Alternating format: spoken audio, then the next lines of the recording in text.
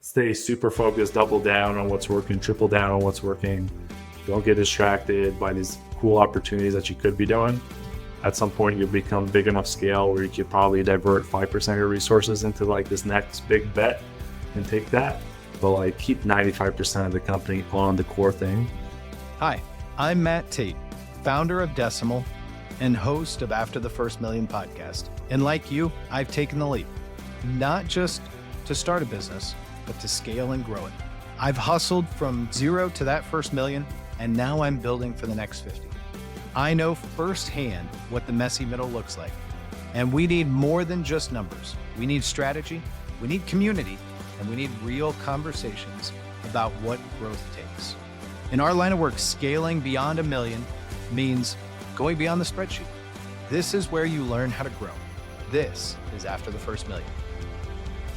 All right, welcome to this week's episode of After the First Million. I'm Matt Tate, your host, and I couldn't be more excited to talk about technology, building businesses, and accounting with my friend Alek Koenig, CEO and founder of Settle.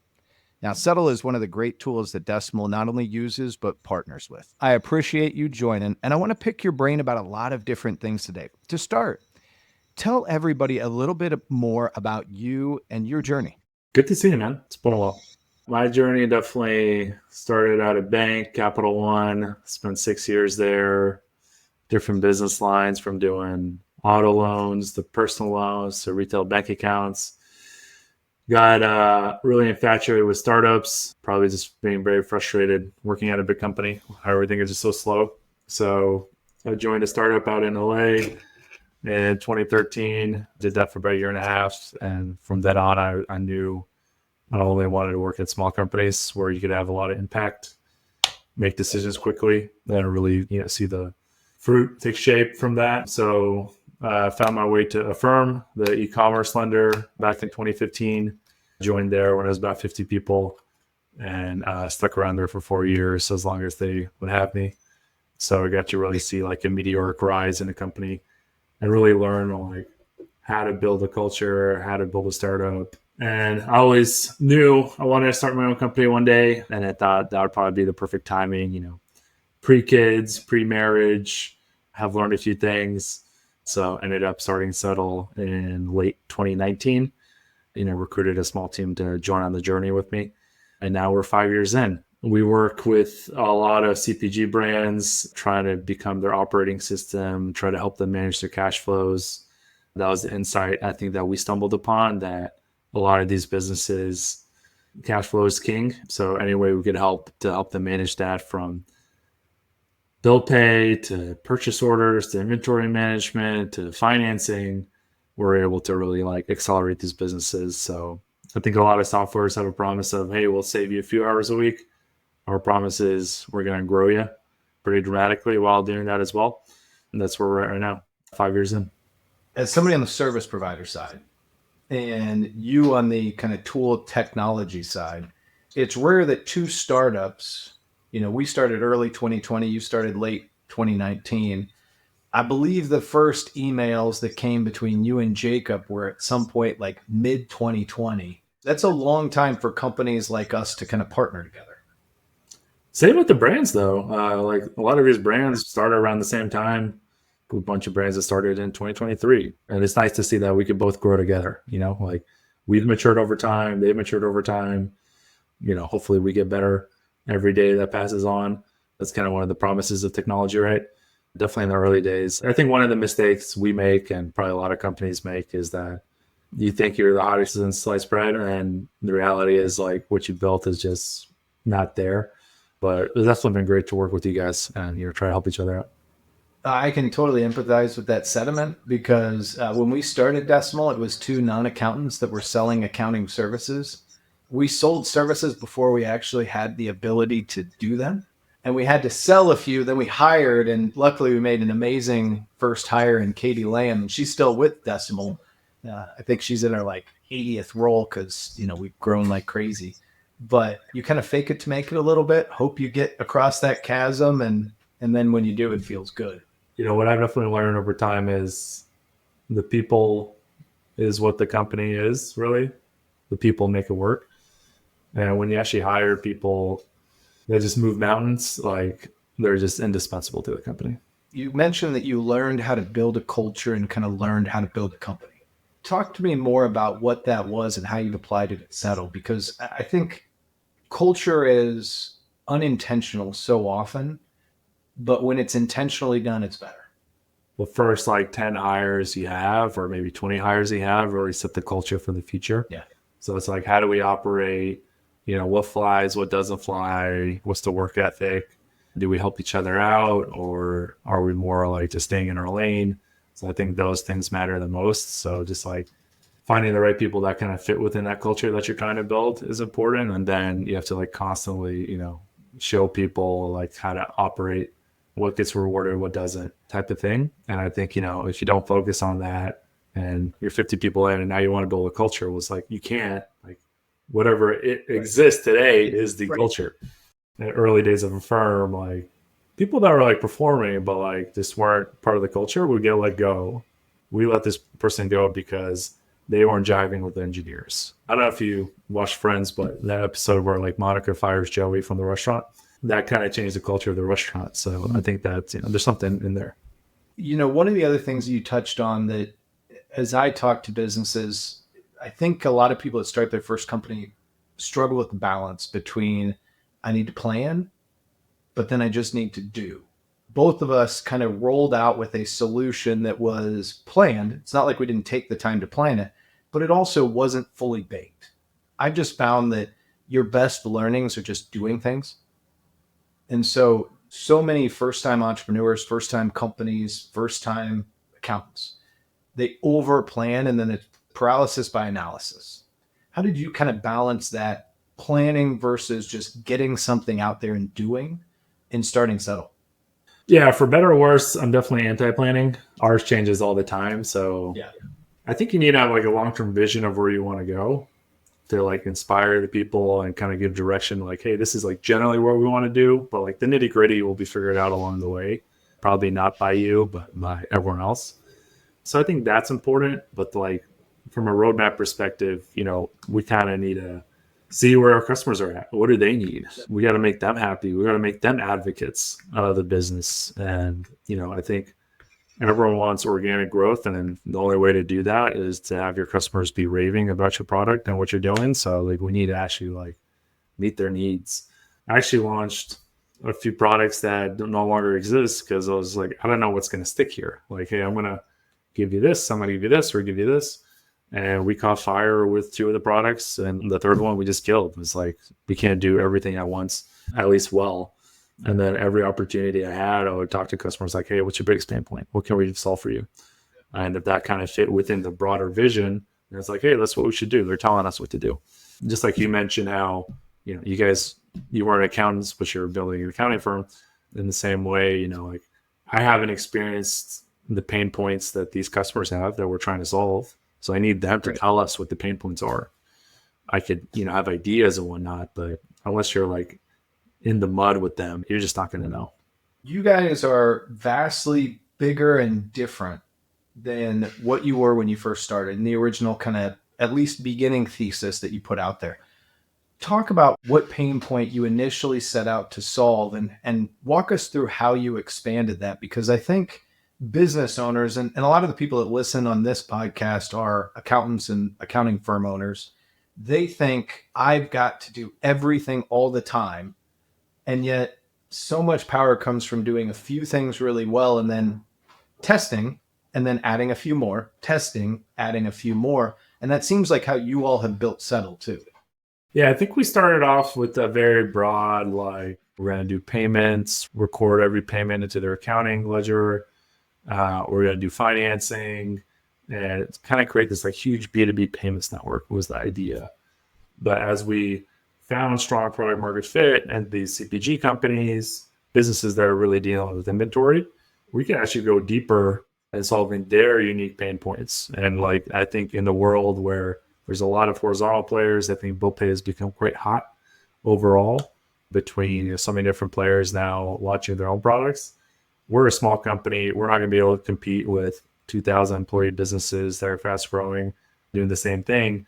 So our view is like, okay, let's actually go deeper on their pain points. So that's led us into connecting into their catalog of goods, helping them generate purchase orders as easily as possible, doing two-way matching, three-way matching with their warehouse management software, go like super deep into their pain points.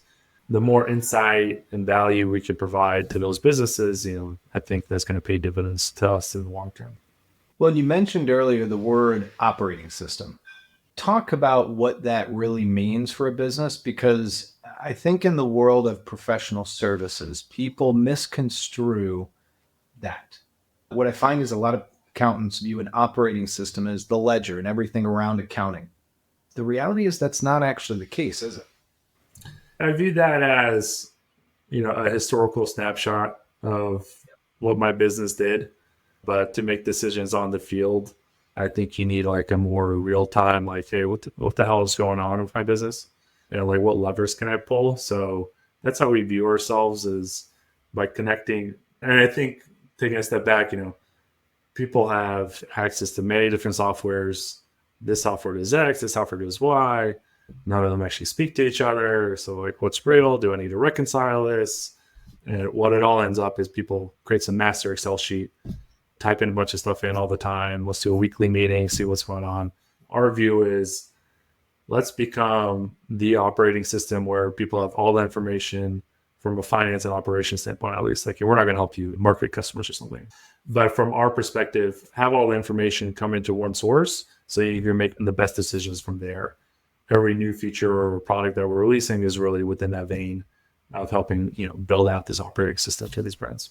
Well, we talk a lot about at Decimal, the importance of establishing and continuing to improve expertise. And it's been interesting to watch you guys build from afar, because you have gone the full vertical decision on, we are just going to pick this expertise, pick this vertical in CPG, and we're going to become everything.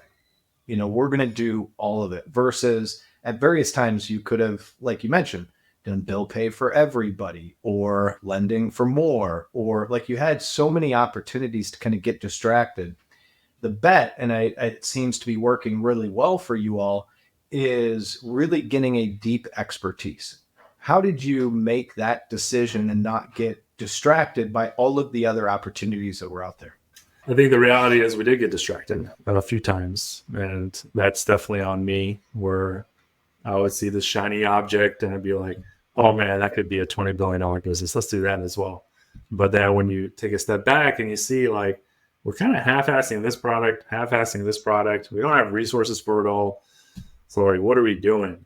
So we ended up shattering stuff. And I think that's one of the biggest lessons I had, and what I would kind of relate to people coming up is like, stay super focused, double down on what's working, triple down on what's working.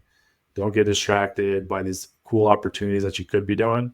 At some point, you'll become big enough scale where you could probably divert 5% of your resources into like this next big bet and take that. But like, keep 95% of the company on the core thing. So I think we learned through, making mistakes that I definitely take on the chin. We could have been working with a lot of marketplaces for distribution to have like an embedded lending product. And then it's like, well, that doesn't really impact the core product. So it's more of a distraction now. So that's how we learned, by actually making the mistakes. But it was definitely a good lesson for me to know, when we could drive value to our customers and they tell us immediately, like, hey, this makes sense, this is actually helping us, that fortifies that we made the right decision there and can continue down that path. But we definitely shoot away a bunch of potential customers because of that as well, which is always hard. For us, turning away business is very hard. And the smaller and younger you are as business, the harder it is. The reality is, I think when you start, you accept anybody that will pay you. And then gradually over time, you understand the difference between the good revenue and the bad. And you make the decisions on, I now have replacement costs, so I'm going to actually cut the bad revenue and replace it with good revenue. In our business, one of the shiny objects that you kind of run into when you start to get big, and now with about 1,000 clients, like, we have scale and size, but you start to compete in the wrong locations and directions. And for us, like, for a long time, we said, should we be competing with Bench and Pilot and some of these really like hyper VC backed, and we are too, but VC backed technology services businesses? that have artificially low pricing and poor margins, but they view growth as the biggest tool. And it becomes like a race to the bottom. And then you look and you're like, number one, these are not good clients.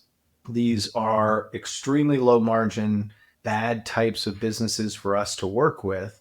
The repayment on sales costs is just astronomically impossible. And you just can't build a good business. And you stop chasing it. And we probably chased it for too long as we looked at growth. And we had salespeople in that will always argue on price. Price has to be there and price has to be that. What we found is when we stopped chasing price as a definitive marker, all of a sudden we now have some of the highest ACVs in the marketplace. We're growing every month. We're growing every quarter. And it was because we stopped chasing the wrong target. And it cost us a lot of money. You look at it and you're like, wow, it cost you a lot of money. It cost you a lot of time. And I'm glad we learned it, but it was a failure on my part because I come from the sales side. So like for me, it's like any sale's a good sale. And I've learned over time that that's not the case. And I'm now not allowed to price things. I'm allowed to sell. I'm not allowed to price. I'm the CEO of the company and I have no control. Could we pay a licensing fee to also have MTDs? You can absolutely. Instead of blaming other people, just call them MTDs. We'll make it a viral terminology on over-promise and under-price. I think you bring up a good point, though, on the competition side. That always kind of leads me back to the Peter Thiel quote of like, competition is for losers. If you're going to just get into like a big pond with a bunch of fish and do the same thing, and it's like, where are you going to actually end up? And I think that kind of leads us to trying to be very differentiated and different. One, that's going to help on the customer acquisition side, but two, it's like you're no longer competing, you're just offering a different product. And that's how we kind of view the world, where like what we're offering doesn't actually exist elsewhere. Now, it doesn't mean it won't exist at some point, but it helps us, I think, not have to compete head on doing exactly what else someone does. So, and I think, that's where the value will accrue over time. You've hit on a really good point that's so hard is figuring out what your own identity is and leaning into that. It's not just what you offer. It's not just who you serve, but like businesses have identities just like people. And deeply understanding what your identity is and leaning into that is, I think, the true value of that quote is really understanding, hey, I'm not competing against anybody else. I'm going to adhere to who we are as a business, where we're going as a company, and what other people are doing only slightly matters. Like it's somewhat influential, but it's not determinative. Just go straight to the customer. What do you need? And then take it from there. It's really understanding how to accomplish the overall mission and how to think outside the box sometimes in doing that. And really also, I think it's probably part of what you guys learned in your honing in on the future and the vision is also understanding where your core competencies as a team are and leaning into that, because some of your change and direction comes from customers, but some of it also comes from, hey, our team is really good at this specific thing, and this is what we need to lean into instead of. One of the things that I think is really cool about how Settle has gone about things, and it's been a focus for Decimal since we started, is really looking at partnerships as an avenue of growth. It's not something I see in a ton of businesses and a ton of accounting firms and a ton of tech companies, is that basic initial of I'm firm in my own identity, I'm firm in what we do. Let's do this together. Let's find great partners. What led to that kind of mentality and direction for Settle, and why has it continued the entire scope of the business? For us, the accountant or the bookkeeper or the controller or the CFO, they become such an integral user within the software. We could pitch the founder, but if their outsourced controller isn't on board, then like we're not going to drive the exact value that we need for this business. That's what really led us going deeper into the partnerships with Decimal and others, where it's like we actually need to like have them become like the supporter, the key supporter. We need to educate them on like what we could do. And that has led us into the benefit of getting a lot of referrals at effectively low CACs. It's become one of our biggest channels of growth. Now we have a different persona that we need to build for. So we have a lot of features that actually are built just for accounting firms that the actual customer, the brand doesn't see. That was like one of the big learnings we had maybe 2.5 years in. Is just like, like we're acquiring this customer, but we're not really getting them on all the software. And why is that? Oh, it's because they're using an outsourced firm, doesn't really know us. We haven't even talked to them. That led us into a big push into actually like creating the accounting firm as like an important channel to our growth. And the other thing is they're able to teach us on like, hey, this is wrong. This doesn't make any sense. Do this, do this. We created a whole customer advisory board just with accountants. They give us the best feedback in the world. And then it kind of morphed into, our biggest channel. So it's where we're doubling down on, tripling down on. And if we can make the accountants heroes of the business, then we think, that's going to lead into future growth for Settle as well. It's the second time I've heard the thought around making accountants the hero of the business. I don't think many people graduate college and with an accounting degree and think they're getting a cape. It's an interesting kind of mentality of just understanding the role of various people in the business lifecycle. When you look at other companies in the space, and there are some big ones. I mean, QuickBooks has got one of the largest market shares of any tech company in any space. You have Bill is another one. You've got a lot of businesses. When you look at who's built a good partnership ecosystem that you want to emulate, what are some of the ones that you look at as these are good examples of how we want to do it and improve and iterate on it? But how do you look at that? I think Bill has done an amazing job, but that's 20 years in the making, really. I think if we could emulate that, but probably we have to take a different approach, right? Because like they've dominated the market, they have their tentacles in everywhere. So you can't just like crack in. I think you have to do something unique to kind of like break apart. But I think that's one to emulate. And, they work with banks, accounting firms, groups of accountants, and, I'm sure they spend tons of marketing, tons of events. That's one to emulate, but we're a much smaller company. So we have to be very strategic on how we do that. We can't just roll out, here's like $20 million in spend. That's definitely one that's inspired us. And I think, kudos to them for building a very strong and durable channel for growth. What's on the roadmap for Settle, and how do you want to continue to improve the product, improve relationships and partnerships? Like, where are you guys going over the course of the next year or so? Definitely improving our current products like, purchase orders, inventory management. There's a lot of different types of businesses within CPG. So making sure we're fine-tuned to be the best in class for those. Definitely still innovating on the financial product side, growth capital, the ability to purchase inventory before you get paid is just so key in helping these businesses grow, especially when they have something that works. So we'll definitely continue doubling down there. The third aspect that will be getting into this year's the accounts receivable side. So we're definitely exploring now, getting ready to build products there. And I think, for a lot of these businesses that are omni-channel, which most of them actually are, the accounts receivable component becomes very key. And we want to make sure we're very fine-tuned for their type of business. So this isn't just like Stripe invoicing that we're trying to build. This is like much better, much fine-tuned for our businesses. But these businesses pretty well. Do you think that's like the right approach? What do you think kind of we should be doing? We'll go back to the term operating system that you mentioned earlier. I think it's so important to embed yourself more in the day-to-day of a business. I had to give a talk to a group of accountants, college course. I was talking to them and I said, one of the fallacies that a lot of accountants have and a lot of bookkeepers is that they are the most important thing. And the reality is that operating system is more important. And I used a very simple example of toast in restaurants. A restaurant provider that uses Toast and has an account will pick Toast over the account. Toast is embedded in their ordering, their payroll, their ability to accept money. That is more important than the look back, the ability to file taxes, the P&L side of the business. And you have to understand where you are in that hierarchy. And I think what Settle and what other tech companies have the ability to become is that operating system. if you control the cash, if you control the day-to-day operations, and you control the cash in and out, you have embedded yourself into a business and you've become almost impossible to rip out.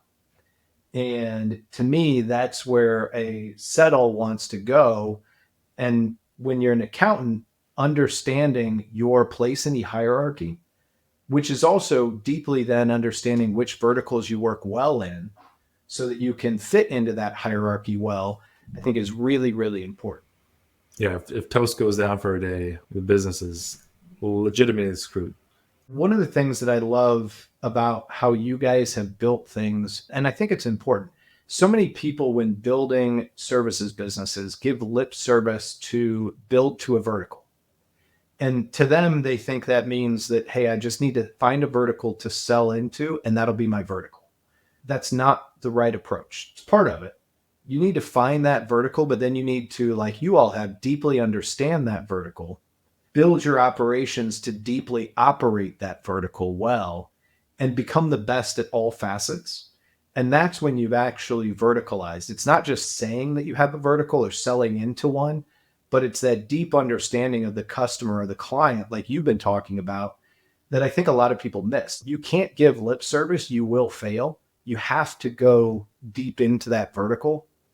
And I think that's so important to building that expertise and building for success.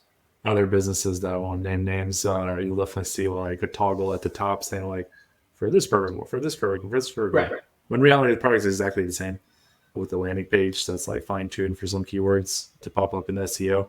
We'll take on businesses that aren't in our vertical and be like, yeah, you could use it. Probably not going to build for you. If this fits your bill, go for it. We're actually trying to solve pain points within our ICP.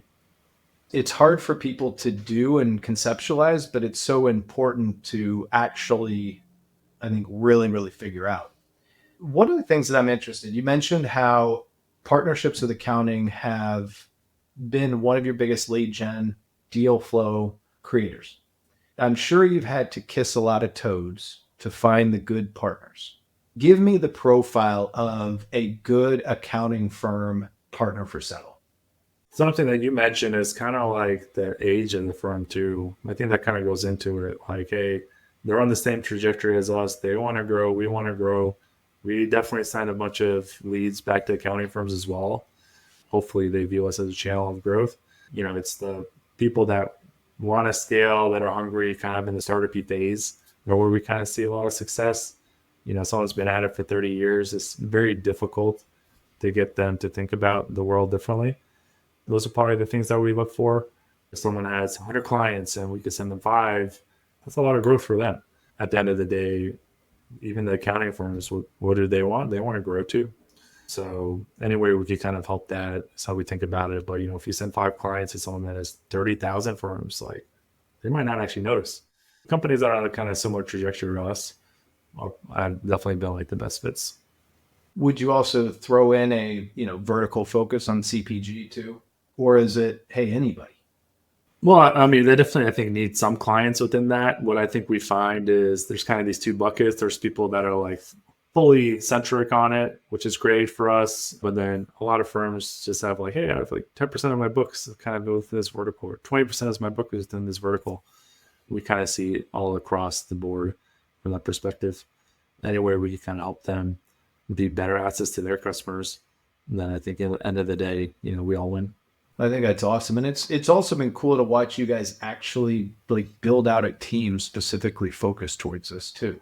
And that shows the, not just deep verticalized focus on your end user customer ICP, but also a deep verticalized focus on partnerships in the space too. What advice would you give to other tech companies that might be wanting, to crack into your customer base? What we're looking for is multifaceted. Number one, we want to make sure that we're providing our clients with the best solution possible, period. Like hard stop. I'll never forget when we started Decimal, Jacob and I, we did a tour of some people that we had heard were some of the best in the cloud accounting was the term then space. We just kind of interviewed them around building and decision making. And there was one person that had this huge network and marketplace for helping people start cloud firms. One of the most well-known people in the space. And we were specifically talking to him about what he chose for payroll. And we still and have always partnered with Gusto. We love that Gusto involves the least amount of work for us. Payroll is a net loser. Yeah, it's a great product, great client services, good partnerships, but it also is the least amount of work. And so no matter what the price is, and at the time the price was competitive and it still is with everybody, but it was the least amount of work in an area that you cannot make up good margin. Like payroll is a net loser for most companies or firms. So we asked, we're like, do you guys partner with Gusto? They said, no, we partner with this company, much bigger in the space. And I said, why? And they go, well, they give us back 30% revenue on top. I'm doing the math and I'm like 30% per seat. I'm looking at the numbers and I'm like, maybe you have 1,000 clients. And they're like, no, we only have 500. And I'm like, okay, well, I'm doing the math. And I'm like, that's like a couple $100 a month. Isn't it more work for you to use that partner? It's like, yeah, but they cut us back 30% a month. Jacob and I hopped in the car and we're just like, that is the most asinine and ridiculous thought process behind why you made a technology choice. You've specifically chosen a worse product for your end client and one that is more work and harder for your team because it cuts you back 30% of a very low dollar amount. And so like for us, partnership number one is making sure that we are making a good choice for our end user client. Number two is making sure that we are making a good choice for my end user team. And then third is finding people that want to actually grow together and where we can have a give and take relationship. I'd rather have partners, people that look at it from that perspective. And look, I think accountants have really struggled in adopting tech and being bad partners. And I think you're starting to see that change with a new generation of firm owners and accountants. But I think tech, and like you and I have spent enough time around tech, like a lot of tech entrepreneurs know it all and they know everything. And that doesn't play well with accountants. And so having some openness to learning the space and partnering, I think is really crucial. And so those are the three elements that we kind of look at is experience for end user client, experience for my end user team, and then the ability to create an actual true partnership. I love that. That's a blog post right there. One of the things that you had mentioned, and I'm going to call you out here, because you said when you left a firm, wanted to start your own company, you wanted to start your own small company and have the ability to impact a team. You guys aren't small anymore. How have you kind of evolved over time? My job changes every 6 months. I have to become a completely different person. When it was 4 of us, it was different. When it was 15 of us, it was different. 30, 50, there's like all of these different points where I kind of need to grow the business, and hopefully I deserve the job, and hopefully, I can kind of keep up with what the company needs me to be.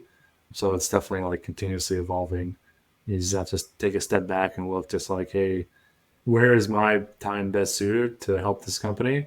What capacity is that? So, if it's like taking over a function, or if it's just inspiring the team, setting the vision, working on some big partnerships where maybe I have some extra leverage. We've hired a great product person, so I'm mostly, letting them take the reins of where we need to go, as long as it fits within that bigger vision. So that's been great to see. But, in the early days, you have to be a completely different person. In the beginning, it was like myself and 7 engineers. So I was doing all of the business functions, sales, marketing, ops, risk, customer success. I was the best multitasker of all time, and no one even knew about it. Now, that's not the case. You have to give away your Legos, hire people that are better than you at that one thing, give them the space to operate and trust to operate. And I think that's the key part. And, we built out a great executive team now to really manage every function individually. Hopefully I could just push them in the right direction where we need to go. I want people to feel ownership and empowered to do the right thing. I've found that as my job changes every 3 or 6 months, I learn more what I suck at than what I'm good at. And occasionally I latch onto something. I'm like, gosh, I'm really good here. I'm diving in. But more often than not, I realize I need other people to do way more than I initially thought. I think you kind of have to experience the pain to know what to look for when you hire that person. Yeah. Because if you don't actually know the job to be done, then you're kind of just... You're guessing.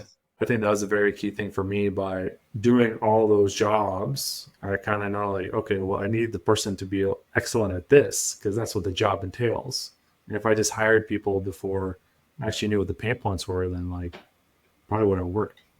Well, and you hit on it too with the giving away your Legos, which great article and concept if you Google it if you haven't read it. But the overall concept that I like to adhere to is it's my job to work myself out of a job. It's the leaders, it's the people at Decimal, it's their job to work themselves out of a job. And the better you do that, other people will fill in. It gives you the ability to do more. And that's how like true organic growth within a company happens, is having that humility and mindset of it's my job to work myself out of a job. And I actually hope everyone else kind of thinks the same way. If we could actually automate all this stuff, now you can focus on the bigger creative stuff and like think strategically on how to change things. So definitely true for us, but I hope everyone kind of at the company feels that way. Well, Alec, I really appreciate the time. If people want to learn more about partnering with you, if people want to learn more about Settle, how can they go about finding that? Settle.com. We have the COM. Check it out. You can always email me at alec@settle.com or find me on the socials, the LinkedIn, the Twitters, whatever it is. The name's pretty unique, so there's only one of me, baby. I really appreciate the time. And this has been this week's episode of After the First Million. Cool. Great to see you. All right, today I'm going to talk about my takeaways from my conversation with Alek Koenig. As you all know, I firmly believe that growth doesn't stop at the first milestone or the first million. It's about what comes next. If you're building your firm, your business, you should build it as if you've already passed that first million and are still going. In every episode, I'm going to step back and pull out key lessons to help you grow with that after the first million mindset. So here's what really stood out to me from my conversation with Alek. First, focus on what works and build a deep expertise. Second, culture is shaped by your first hires and you. Finally, partnerships are a key to growth. All right, so going back to the first one, focus on what works and build a deep expertise. Avoid distractions. Alek talked about this quite a bit. Double down on what's working. We've all been distracted. I've done it at Decimal. I have a million stories of trying too many things, of failing. But Alek really talked about honing in on specific pain points for CPG brands and helping them manage cash flow and inventory and becoming that business operating system. I think that was so important.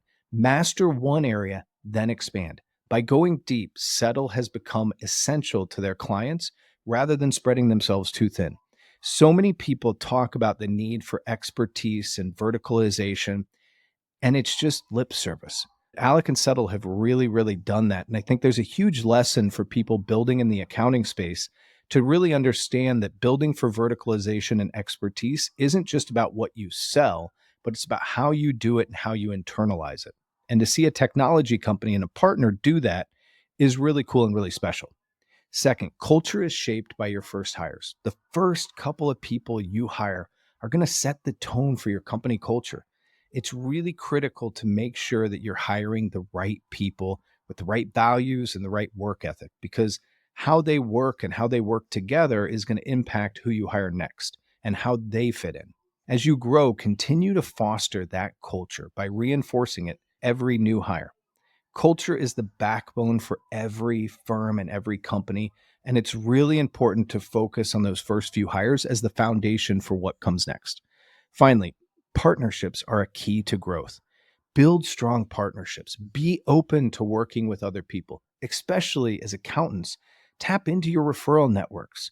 Help other people. Be open to it. Settle's partnerships have driven significant growth. And as somebody in the space too, it's Decimal, partnerships have been a significant reason behind our growth. I can attest to this personally. Also, don't just focus on your clients. Empower your partners to succeed. Do things that help them. Create mutually beneficial relationships. It's always important, whether you're talking partners or clients or team members, align the incentives. Companies shifting to merely just offering solutions And those truly integrating client operation themselves into client operations, building partnerships, they're going to be the ones that ultimately are going to continue to be successful, to drive growth, and to stay on the front end of innovation. And this, to me, is the best time to be in accounting because you have so much opportunity.